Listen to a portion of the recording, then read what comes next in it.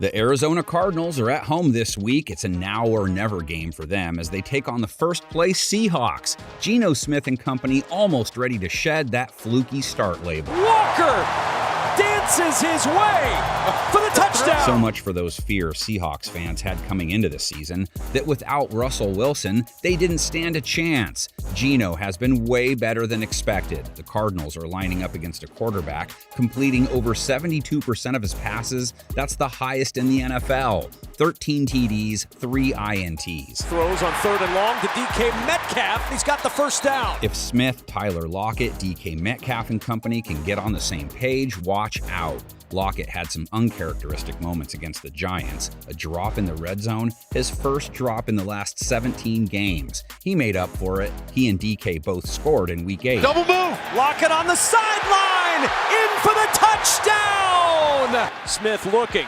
Back of the end zone. DK Metcalf touchdown Seattle. Are the Cardinals corners up to the task? They're coming off a game where they gave up a plus 100 rating to Kirk Cousins. They didn't sparkle against him, haven't sparkled against most QBs. Cousins wide open, touchdown Vikings. Then there's the Hawks rushing attack. Seattle gets a zona defense that just gave up 173 yards to Dalvin Cook and company. How do we create space, right? How do we gash and separate a defense? Kenneth Walker III finally came back down to earth in Week 8, but he's still averaging about 5.5 yards a tote, 5 TDs. Walker able to reverse his field. Walker inside the 10, barreling over tacklers.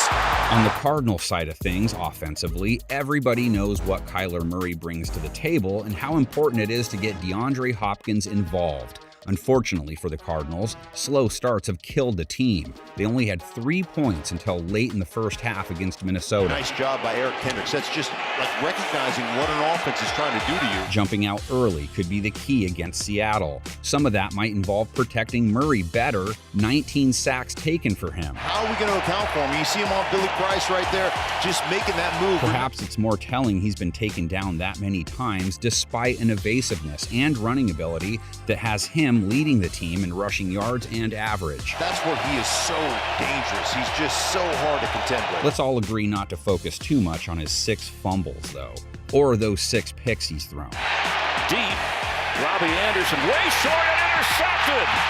Harrison Smith. Perhaps getting on the same page with Hopkins early will help. 12 receptions on 13 targets last week, an insane touchdown catch that quieted the crowd. Murray, end zone throw. Oh, what a catch! One-handed DeAndre Hopkins. Could this be a get-right game against a 27th ranked Seattle defense? They've been especially vulnerable to the run, but really nothing to write home about in pass coverage either. Down the middle, kind of down the seam, those are dangerous throws, and Danny Dimes has no problem cutting that thing loose. Where they do excel is getting after the quarterback, which, as we mentioned before, is a weakness for the Cardinals. Pressure coming, Jones is sacked. Which team will do just enough to win? Can the Cardinals get right against Seattle, or will Geno keep shooking up the world? Let the world know what you think. Comment section is open for business.